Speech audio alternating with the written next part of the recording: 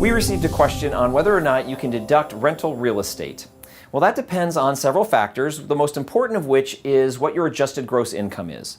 If your adjusted gross income is less than $100,000, then you can write off up to $25,000 of rental losses. If your income is between $100,000 and $150,000, then you lose $1 of that deduction for every $2 you earn. Once you're over $150,000, you don't get to write off any of it.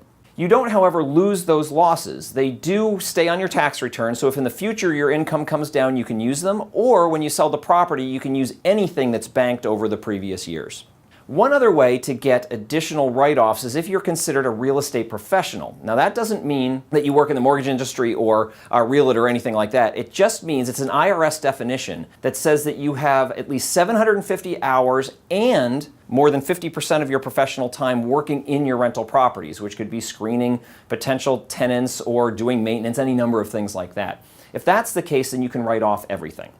If you have other questions or want more information, you can go to our website at purefinancial.com.